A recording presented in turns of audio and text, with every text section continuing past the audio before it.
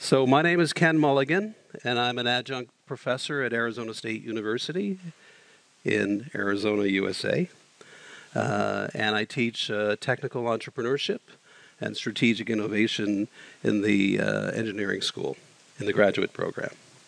I also teach a class in the business school called New Venture Development, and then I do a program in Pakistan for tech innovation and development as well. So I figure if they can understand me, you can understand me, I hope. But this will be a... oh, you want to say something? I'm going to do some practical things. Oh, okay. That's better. How's... Ooh. How's that? Well, that's really good. Hey, how are you? You're everywhere. I like that. So let's see, where was I? All right, so this is going to be an interactive session. I'm just going to throw some ideas at you, and I want you to react to them. And we'll figure out where the big ideas come from. All right? Yes? I'm not looking at you. I'm just looking in your direction. Just some practical information before. We're filming the session today, so if you don't want to be in the film, please kind of take seats in the outskirts of the room, because we're filming in the middle. So just so you know. Yeah, so all real entrepreneurs want to be seen. All right? This may be your opportunity for greatness, so don't be shy. Okay? So the topic of this talk is a paradoxical approach to innovation. Anybody have any thoughts what that might mean? Oh, by the way, I'm giving away a pair of really cool sunglasses to the person who asks the best question. All right, so if you want to look cool, and I mean, even an old guy like me can look cool. Yeah, exactly. You got it right. Anyway, it has Arizona State Engineering on the side, and it has our little mascot, which is called the Sun Devil. His name is Sparky. So it'll be a good conversation starter for you. So keep that in mind. And for secondary questions that weren't too good, but I feel bad for you, I'll give you a pen. All right, and that will make us pen pals. Okay? So what is a paradoxical approach to innovation? What, you know, when you hear that, what comes to mind?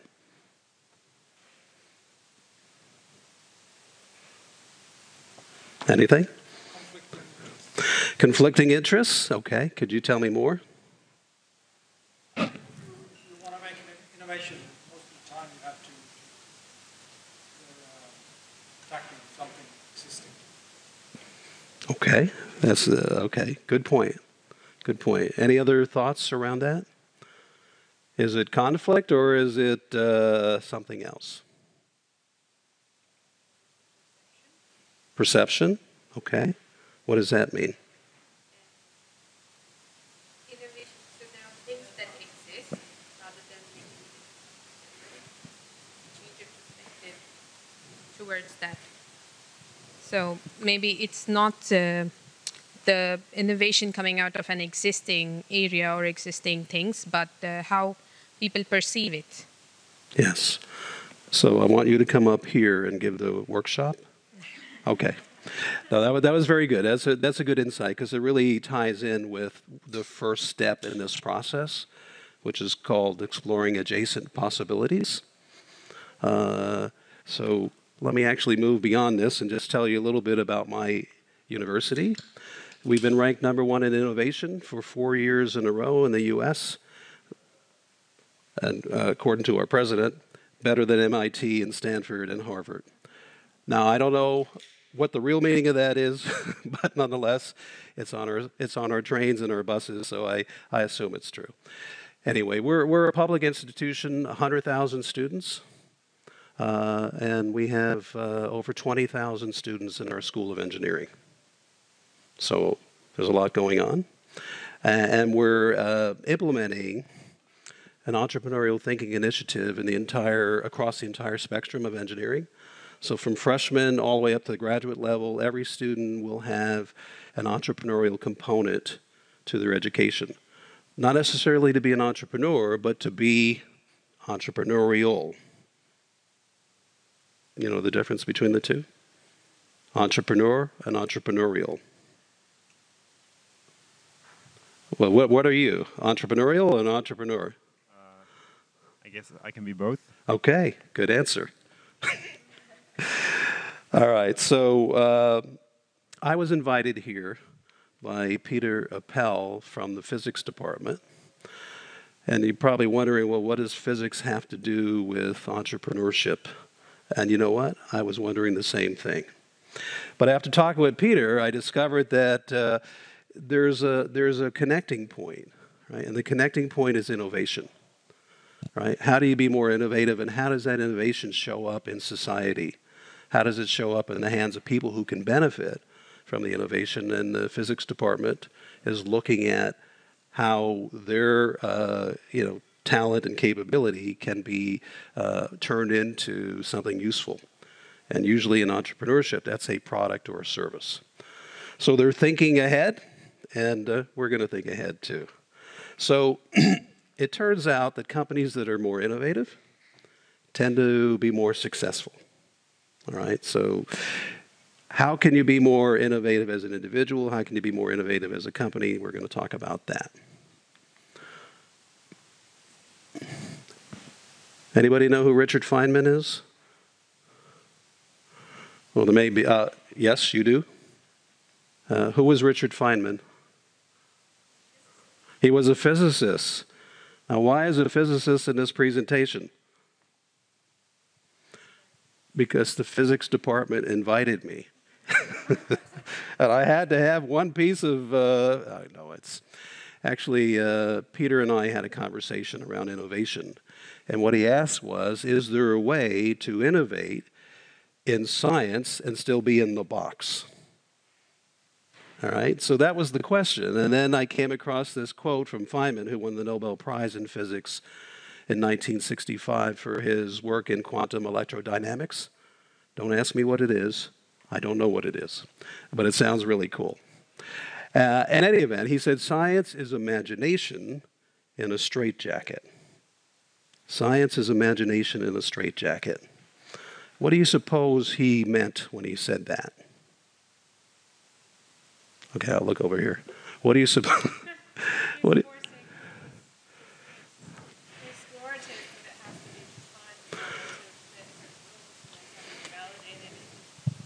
we have a process of validation and conformity in order to prove something is true and something that we can build upon. So the explorativeness of science has to be confined. Yeah, so I mean, this is the paradox, right? In science, you have to diverge. But how far out of the paradigm can you go before you've, created, a problem? So to remove the straitjacket, you have to have, I'll just say you have to have permission to go where no one has gone before and see what's there, right? And then return safely back to the paradigm to see if you still have a workable paradigm. Okay? So curiosity is what drives all of this. And curiosity is the engine of achievement. And anybody know what this piece of equipment here on this picture is called? Yes. This is Curiosity, the Mars rover. Don't ask me how it came that way, but I had a revelation that Curiosity should have an analog in real life. So how many of you are curious? Kinda, maybe, a little bit. You know, the funny thing is, when we're children, there'd be no question whether you're curious or not, because you are curious. I think what tends to happen is as we get educated, we get slapped around a little bit and said, no, this is the right answer, and for the right answer, we'll give you a reward. What's the reward in school for the right answer? Anybody in school here? Grade. What grade do you want? C? You want some other grade, right? Whatever the highest grade is, right? So you're discouraged from exploring other things because you'll get penalized, right? So I'm going to hopefully reignite your curiosity. All right, so let's talk about science just a little bit. I'm not a scientist, but I played one on TV. So The Structure of Scientific Revolutions is a book written by Thomas Kuhn in 1962. Anybody know Thomas's work? 1, 2, 3, 4? Okay, great. So Kuhn was a physicist who became a philosopher of science and ultimately a historian of science. And he said there was an actual process in which scientific breakthroughs took place. Okay? So what's normal science? Any scientists here? No one wants to confess their sins? Normal science is puzzle solving, meaning they just take problems and they confirm that see? Yeah, gravity is still working, even during this talk. So normal science is puzzle solving. What do you think that means?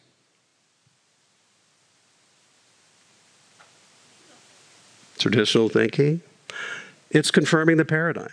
Everything they're doing is simply confirming the paradigm works. But now what happens when an experimental result fails to confirm the paradigm? What's? Throw away the puzzle piece. That's right. You throw away the, well, maybe. I guess, let me think about this. When you have an anomaly in science, usually they say the experiment must be flawed in some way, right? Because it doesn't agree with the paradigm. But if you accumulate enough anomalies, something has to give. Something has to change, right? And people do not change easily. They like the existing paradigm. They don't want it to change. And when you come up with something new that challenges it, it creates a crisis, right? So can you think of in the history of science where there was a crisis of the paradigm that went on for a long time and then eventually it shifted to a new paradigm? Anything historically? Yes. The sun and the earth. Now, which revolves around which? Which one do you believe? The earth revolves around the sun? All right, but for a long time, people thought the sun revolved around the earth, right? And what happened if you said, no, the earth revolves around the sun? What was the consequence to you? Nothing pleasant, right? But fortunately, we don't live in that world, but we still live in a world where people will condemn you for your ideas. You may be ostracized, criticized, marginalized.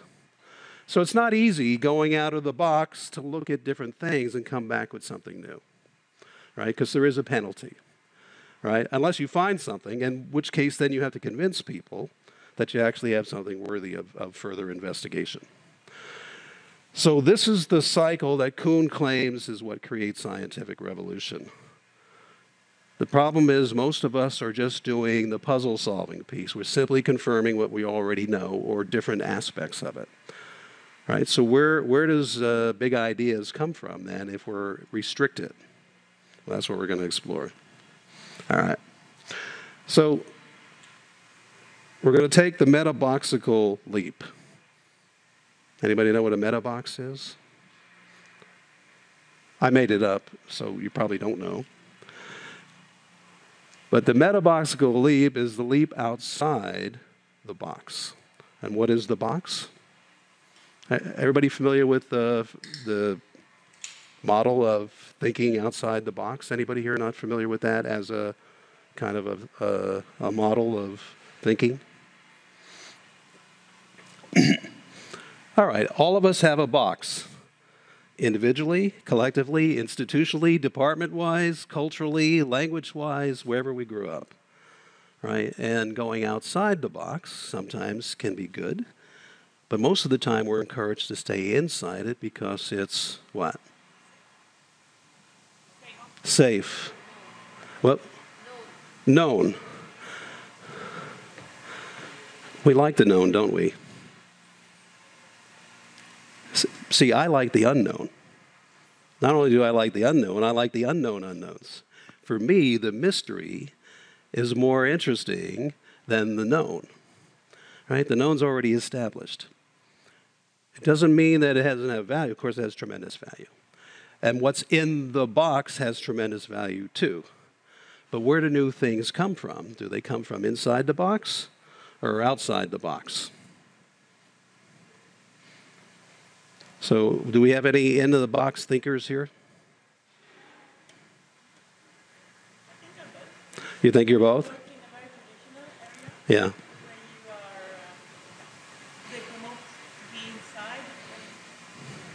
If you think outside, it should still keep within development and not innovation. Yeah, so there's some parameter, right, that says you've gone too far, we're cutting you off, or maybe we'll fire you, right, because you wasted company resources or, you know, something along those lines. So you can go a little bit, depends on the culture, right?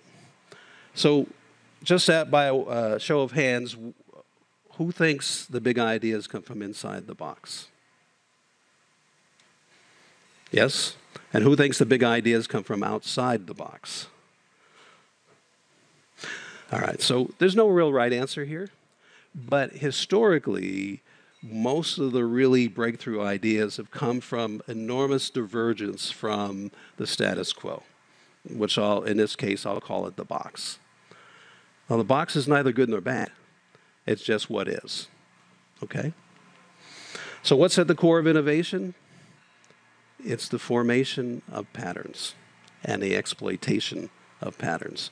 So what would be a pattern that you have in your, say, your workplace that establishes the, you know, the way things get done? Maybe the standard operating procedures, maybe the way you do research. But if you change the pattern, what happens? Something different, right? You're not going to produce the same result. So ultimately, you have to start with noticing what the patterns are. So, and then rethinking them. So in this image, there's something inside this image. All right, besides a bunch of colored, you know, like a kaleidoscopic image. What do you see here? An animal?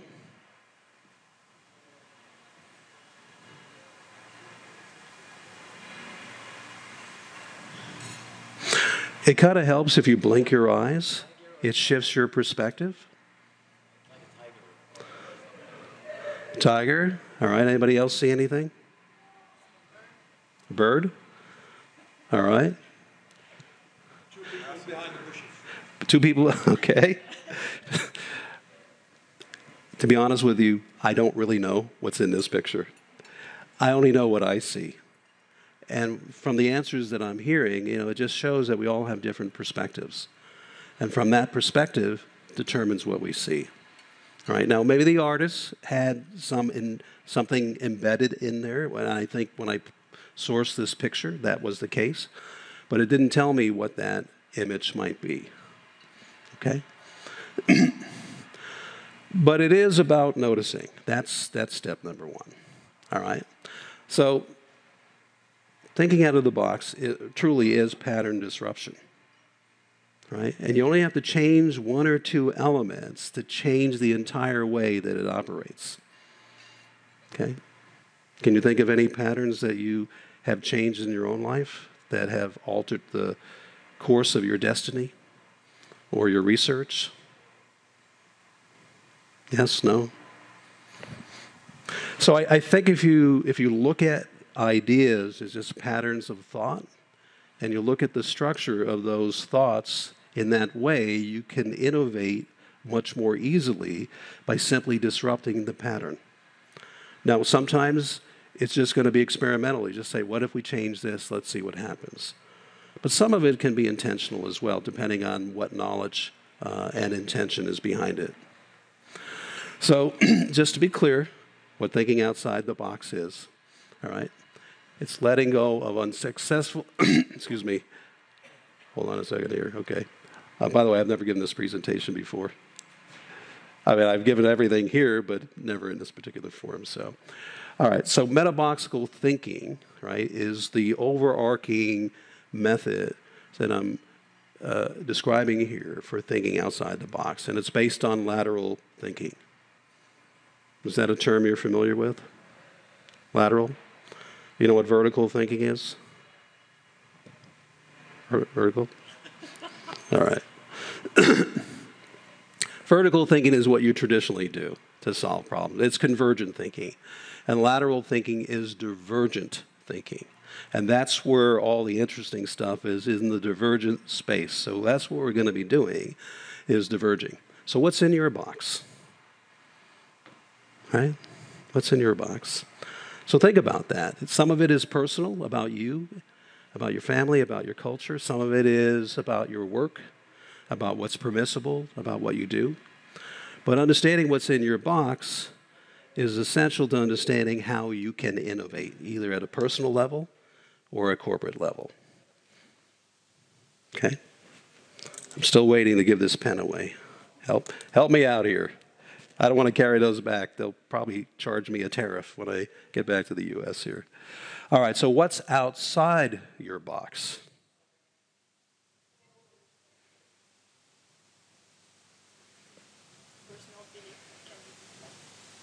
A personal belief that can be disrupted. And do you like that? No. We like our beliefs. They make us feel safe, right? So if our beliefs are challenged, we don't like that. And if they're really personal, we get really upset, right? Then we might have a fight. All right, but just for our purposes here, what's outside the box is what I'm calling the space of unexplored possibilities. The truth is, you only know a little bit of what's possible outside the box, right? You don't know, let me rephrase this. You may know one iota of what's there, right? But until you explore it, you won't know it, right? And so people tend to stay in their boxes because it's safe. And it's a habit, so it's deeply unconscious. We don't even know we're doing it, right? Until we start experiencing something very visceral, we start experiencing tension. And all of a sudden, we're not sure something's bugging us, right? Sometimes it's right in our face and we recognize it as a problem. But, yes? One reason why I like to stay in my box is it portrays me as an intelligent person. So if I dare to come out of the box, then I might risk being seen as unintelligent if I come up with a stupid That's a great idea. Point. So how do you dare going out of the box and risking? I'm going to tell you. All right. But that was a question worthy of a pen, so please. Bravo. Well, you may still get the sunglasses, but we'll have to see at the end how it goes. So what is your name? Lobna. To Lobna's point, if you're really smart, you don't want to look dumb. That's just the way it is. Now, I can tell you personally how I liberated myself, because I was a pretty smart kid. And you know what happened? When I went to school, I met a lot of other really smart kids, and some of them were actually smarter than me. And I felt a little threatened, a little uncomfortable, right? And I said, I better keep my mouth shut, because I might say something, and they're going to go, what a dummy, right? That's true. So this leads to what's called a fixed mindset, where you're invested in being right, not invested in investing in innovation. So the way I personally got through it, I said, you know what? I'm a dummy, and that's okay. I'm not all-knowing, but I know some stuff. And the stuff I know I'm pretty good at, but I don't know everything. So I just ask people to tell me what they know, and then I get more knowledge, right? I don't pretend to know that I know. That helps. And once I declared myself a dummy, I no longer had to hold the image of being smart.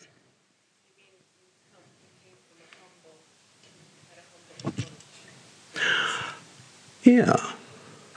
But through getting slapped around by life, and then it just says, you're not as smart as you think you are, right? Because at my university, there's a lot of really smart people. I mean, in their area. And I don't try to be like them, but I try to learn from them. Right? So I just say, teach me. But please do not give me your PhD dissertation. I don't want that. Give me the 5-minute, version of it, and I'll be content. So I believe that the beginning of wisdom is to know the extent of your own ignorance. And when you accept that, you don't have to be all-knowing, right? Like there may be certain answers required for your job, so that's up to you to get the knowledge to be able to do that. But for me, I'm a free spirit, right? I teach innovation and I teach entrepreneurship. I got a lot of wiggle room to I don't have to have the right answer. I just have to have an answer that I can explore, right? But in engineering and science, oftentimes you have to have the right answer or it doesn't work. But not on the creative side, not on the innovative side. You don't have to have the right answer. So when I teach tech entrepreneurship to graduate engineering students, the first thing they want to know is, what's the formula? What's the right answer? And I said, I don't know. Let's find out. In entrepreneurship, the right answer is, what idea will advance you to get something into the market such that someone will reach into their pocket and take the money out and give it to you? Well, that doesn't sound like engineering. Well, it's not. The engineering piece is in the design of the device, right? But the entrepreneurial piece is the piece that someone says, thank you for the value you created from your technical skill set, right? So we gave them something, like somebody had to design this, right? And somebody here at this university paid for this, right? That was their way of saying thank you for inventing this device. So did they invent this device to make money? Yes or no? But probably the core technology wasn't invented for that purpose, right? It was just people doing research, right? And then people innovating and taking it and making it into this. Yes, sir. I'm sorry. What was that? Yeah, I have a question. Yes. And it's, I like what you're saying. I'm an entrepreneurship professor myself, okay. Teaching entrepreneurship. So I generally agree. But I'm thinking about what happens with good ideas that comes out from outside the box. What happens to them eventually? And I'll answer it myself as a rhetorical question. Okay. They end up in the box, right? So yeah. The box is really like a collection of good ideas. Of course, they can be improved upon, and people can explore new and improved things. But the box is okay. It's kind of an okay society we have. We went from Earth-centric model to a sun-centric model, and we don't really want to get back to the Earth-centric model, right? So there's tons of stuff outside the box that aren't necessarily better ideas.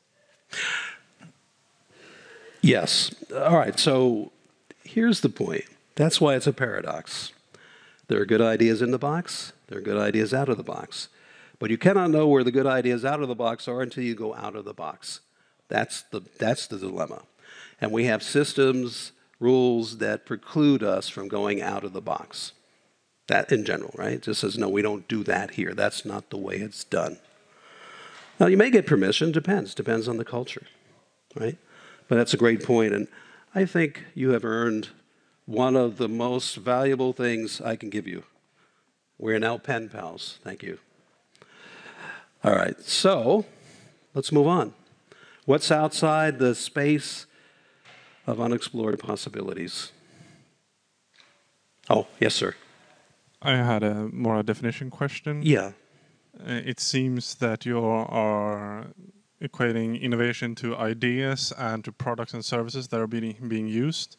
So it's like, are you putting all of innovation processes and innovating and innovations and ideas in the same category? Product? or I'm just joining all these concepts together. Are you joining all the concepts together? Yeah, but only for convenience. They aren't necessarily together. They're only for this conversation. What's the purpose of innovation in your experience? I work at the equivalent of a tech transfer office. Okay. But there is no real purpose to innovations. It kind of depends on who the person innovating. You might have people doing an NGO that just want to solve stuff in their immediate area, or you have a professor with some kind of physics thing that they want to get out on the market, or you're just doing stuff and without knowing. And okay, no, that's a good point. But my thinking is, if you're innovating, someone should benefit from it, right? Even like the NGO, there's some benefit transferred through the process of innovation. So here's my definition. Creativity, innovation, and entrepreneurship. Creativity is just any process that generates new ideas. It could be anything. Now, innovation is the process which imbues those ideas with value. And entrepreneurship is the process of taking that value to the market. That's the way I categorize it. It's easy to teach it that way. People understand that and can make the distinctions at the micro level from their own experiences. But it helps them to formulate what the distinctions are between creativity, innovation, and entrepreneurship. Because sometimes they cross over. And if you look at innovation and you ask Google for definitions, you will find a variety of them that are in conflict with each other. So I said, this is my definition, and this is the way I'm going to teach it. And I know it's effective because all of my students are working adults. They work in industry. They're all working engineers. And they all produce innovative outcomes as a result of the things that they learn that are game changers for their companies. So that's how I measure my results. But your question's a very good one, and you have earned a pen.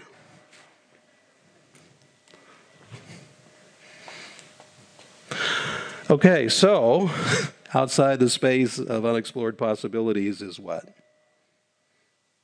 I'm not looking at you. I just happen to be looking in that direction, and you were there, and now we have this moment, and we have to figure out what to do, right? The unknown, yes, very good. I'm impressed by your reading skills. So out there, right, are the unknown unknowns. And for me personally, that's where all the interesting stuff is, right? Can you get to it? I don't know. But see, I like the mystery. I'm more philosophical than anything else, so for me, that's very appealing. And some of the greatest breakthroughs have come in that space. The question is, how do you get there? Right? Because most people don't actually want to go into the unknown unknowns, because what happens in the unknown unknowns? I've seen the movies, people get killed, right? There's beasts everywhere, right? Dinosaurs and horrible space monsters and stuff. You just don't want to go there. What's that? A lot to do? To lose. What's the biggest thing you can lose in that space? It depends, but if you're using capital from your company, then there's a lot of money that can be lost if you go way outside the box. Yeah. But when you're talking about disruptive innovation, I'm thinking about when the first smartphones came to market. This was a complete game changer. No one could have thought that we could use phones that way. Completely changed it, and that to me is innovation outside of the box. Taking something that exists and making use of it in a completely different way and opening so many doors. Yeah, I agree. And by the way, it took me 5 years to actually get a smartphone. 5 years after they came out, because I thought, why do I actually need one? Because I don't want to be doing this all day, right? Any of you do this sometimes? Maybe a lot of the times? I mean, I see my students do this all the time, and I say, are you texting your mother because that's the only excuse I allow in the class is personal contact with mom. But yeah, I mean, it's an incredibly interesting evolution, or even revolution in that. So thank you for your point. So very few people are going to go out here. But I love talking to people who do go out here, because they're either insane or they're just crazy enough to think that there's something really interesting that we don't know. All right, so the way we think, right, defines the box we're in. So if we change your thinking, what's going to happen? Has your thinking ever been changed? No? Well, it will today. Yes, sir. Yes, some 30 years ago I met a guy from New York, and he really made me think differently. He told me that you are the one who makes the size of the box, your limitations. So one way to look at your paradox is to widen the box, not go outside it. Yes, so that's another kind of solution. Yeah. Well, I'm from New York too. So good. I'm another New Yorker. Good to know. Good to know. And I will tell you that that New Yorker was a good guy. Well, all us New Yorkers are good guys, right? Not really, but anyway, thank you for your point, and I think that's worthy of a pen as well. Okay, so does the box actually exist? I guess it depends how you define cognition. Yes. Yes, I said, I guess it depends how you define cognition. I'm a professional coach. I help science innovators getting outside the box and thinking. And it depends how you're ready to change your mental patterns and beliefs to start with. Yes. So the box doesn't exist. That's the great and wonderful paradox as well. But it's useful as a metaphor to have us talk about where our limitations are and what we're willing to do and not willing to do. So you have earned a pen, young lady. Thank you for your extraordinary insight. I'm trying to tell you I give it back to you because I don't like extra things. Oh, okay. All right, then you get a pen. Okay, you don't get a pen. See? I'm adaptable here. All right. So the box contains patterns that allows us to create and maintain standards of sameness. This is the good part of the box, right? We can reproduce stuff. Now that we got a pattern to make stuff, we can keep making it and making it what? Better, right? More efficient, and we can do more of the same, right? So that allows consistency in achieving high quality output. So that's the good part of the box, all right? So successful enterprises focus, right, on increasing efficiency in this pattern in the box, right? And big companies do that all the time. So what's wrong with the box?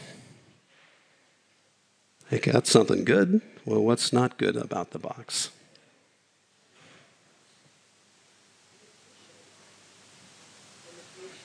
Limitation? Is limitation bad? It is. Anybody agree with what limitation good or bad? Good? Any other goods for limitation? Can I get a show of hands for limitation? Who likes limitation? Okay. Who wants freedom to move about the planet? Okay. So sometimes limitations are good, right? Like these guardrails up here, right? It serves a purpose. And in innovation, you can innovate in the box with constraints because it focuses your attention and resources. But if you really want to explore, you have to go outside that set of limitations. So what's wrong with the box? The very thing that makes it successful, right, is what limits potential new innovations. All right, so this is a quote from John Dewey, who was an American educator. I don't know if any of you are familiar with him or not. The guy, in my opinion, was quite extraordinary. But the path of least resistance and least trouble is a mental rut already made. In other words, you already have the limitation and you're in a rut and you don't know it because you think that's what the world is from this current thinking. All right, so we have to shake things up a little bit. All right, not to destroy truth, but to enliven truth in you. All right, so what patterns of thinking can release new ideas? Anybody ever had a new idea in here? And what released it? Anything? Talking to other people? You know, when I started this presentation, I talked to other people, and it changed 29 times as a result of talking to them, because everybody had a different opinion of what should be shared. Finally, I said, all right, I don't have any other choice. It's 12:15, and I must start talking. All right. So let's get into this. Who's familiar? Yes, 5 minutes? Oh, wow. Yeah, limitation here. All right, divergent and convergent thinking. Everybody familiar with these concepts? So divergent just means we just go somewhere from where we're at, right, exploring. And convergent means we're going to come back and do the test and validation and see if it actually proves useful. I'm just going to accelerate a little bit here, not in the interest of getting through it, but in the interest of leaving you with a satisfactory conclusion here. All right, so first step out of the box is exploring adjacent possibilities, right? The exploration of the adjacent possible comes from complexity theorist Stuart Kauffman, who observed that all innovation at its root comes from this interaction of the actual with the possible. You know what the actual is, right? Because you're dealing with it. The possible is unknown, but not unknowable, because it's on the periphery of what is actual. All right. So this is where novelty emerges, through this interaction of the actual with the possible. Okay? So where do we start? We start by challenging the orthodoxy. And what happens when you challenge the orthodoxy? Everybody know what orthodoxy is? Anybody who doesn't know? It's no shame. Well, all right, I'll just tell you what it is. It's the, whatever the status quo is for our purposes, right? The truth. And when you challenge it, sometimes there's what we call pushback. And depending on how you challenge it, you may end up getting fired. But this is essential to push the innovation process forward. So I teach from a book called The Four Lenses of Innovation in my strategic innovation class. It's an extremely good paradigm. And it's not abstract, because my students are all working adults and have used it successfully in their businesses to create all kinds of interesting innovations. So I highly recommend this book. But it has 4 things: challenging orthodoxies, harnessing the trends, leveraging assets, and then ultimately understanding needs. So all of these should be familiar to you in entrepreneurship? I guess not. All right, we have work to do. All right, and then part of this process is the 8 steps to a breakthrough. So frame a challenge, research the subject. Have any of you? Okay, I'm not going to ask. All right. Number 3, immerse yourself in the problem, right? You're going to live inside of it. It's going to live inside of you. You're spending all day long thinking, feeling, wondering, right? And then you reach an impasse where nothing's happening, and you get frustrated, and you don't know what the answer is, and nobody else knows either. So what do? Relax. Go out and play some cricket or frisbee or whatever you do here in Sweden. Have a drink. Go for a walk in the woods. Now, you might have to take a long walk. You might walk for 10 years before the answer comes to you, but this is how it's the incubation process, where these ideas get resolved at a deep unconscious level. And eventually, if you're lucky, you come to an illuminating insight, right? So these insights are what leads to the big ideas. So this is in this book, and you can look at it yourself. But an insight is a new and penetrating understanding that allows us to see a problem from a new perspective.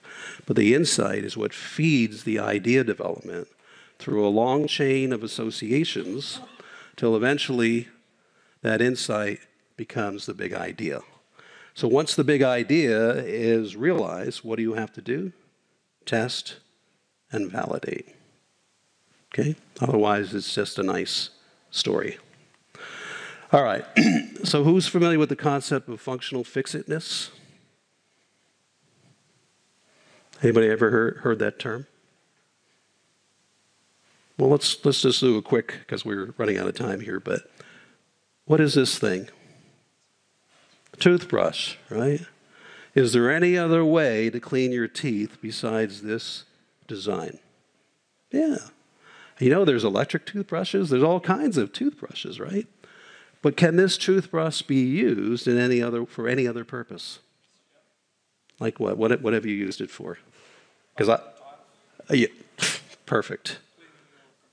Okay. Any other applications? See, functional fixedness says we can't do. We can't do anything except for what it was designed for, right? But in my teaching in Pakistan, they have are you from India? And in India, too, they have this concept called jugaad. You know this word, right? Frugal innovation. You just kind of use what you have to make things work. We all do that to some degree, right?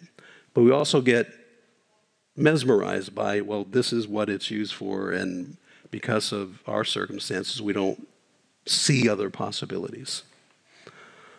Do I have to wrap it up? All right, so let me wrap it up with to say, neuroscience is puzzle solving, but we're not here to do puzzle solving.